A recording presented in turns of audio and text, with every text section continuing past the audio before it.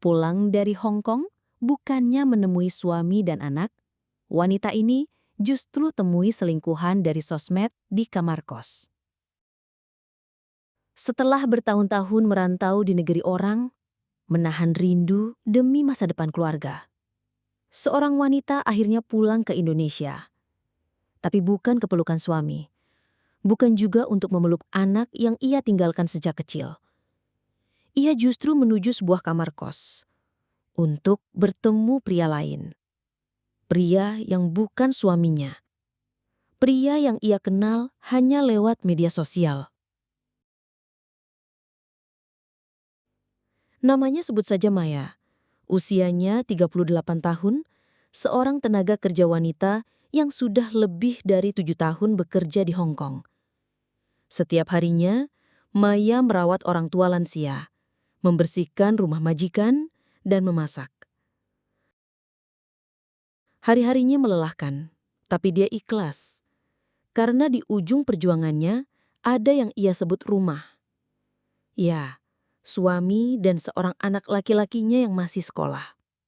Setiap bulan Maya mengirim uang, membayar sekolah anaknya, mengisi dapur rumahnya di kampung, dan menabung sedikit demi sedikit untuk hari tua. Tapi, siapa sangka, di balik semua pengorbanan itu, rasa sepi yang diam-diam ia pendam mulai tumbuh menjadi sesuatu yang lebih berbahaya. Semuanya bermula dari Facebook. Di tengah lelahnya bekerja, Maya sering mencari hiburan di media sosial. Ia bergabung dalam beberapa grup TKW, kadang saling berbagi cerita, kadang cuma scroll-scroll iseng. Hingga suatu hari, sebuah pesan masuk. Dari akun bernama Dian Saputra. Tampangnya manis, senyumnya sopan, dan tutur katanya bikin hati adem. Awalnya Maya hanya membalas basa-basi. Tapi lama-lama, obrolan mereka makin intens. Dian mengaku duda tanpa anak, kerja selabutan katanya, dan sedang cari teman curhat.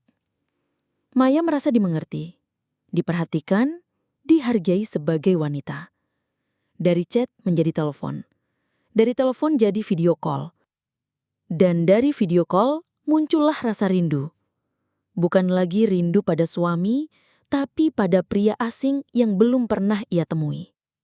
Setelah kontraknya selesai, Maya memutuskan untuk pulang. Tapi anehnya, ia tak memberitahu suaminya tanggal kepulangan. Anaknya pun tak tahu. Karena begitu menginjakkan kaki di tanah air, Maya tak pulang ke rumah. Ia justru menaiki ojek online menuju sebuah kamar kos di pinggiran kota. Di sana, sudah menunggu Dian. Saat bertemu pertama kali, Maya gugup luar biasa.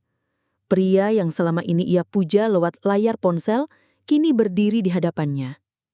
Tapi kenyataan seringkali tak semanis harapan. Dian tidak seperti di foto.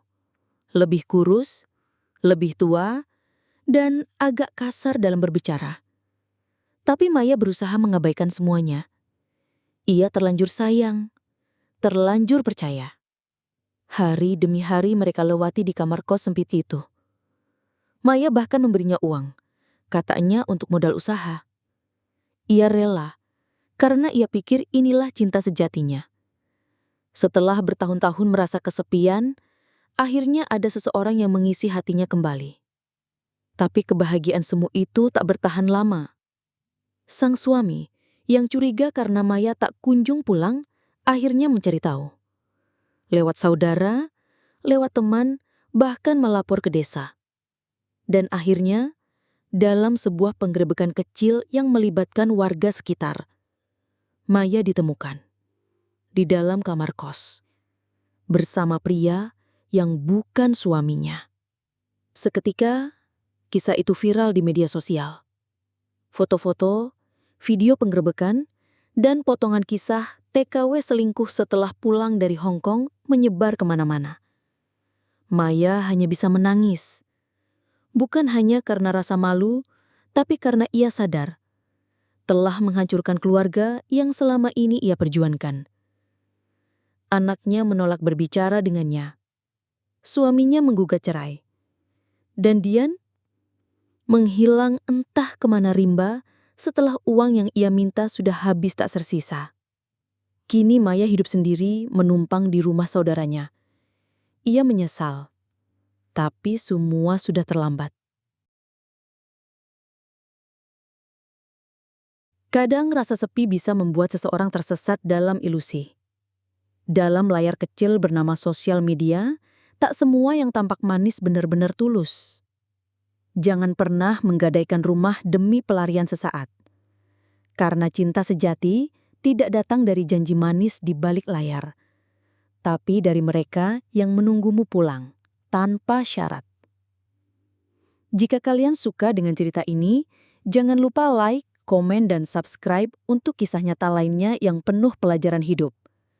Bagikan juga ke teman atau saudara kalian. Siapa tahu bisa jadi pengingat untuk kita semua.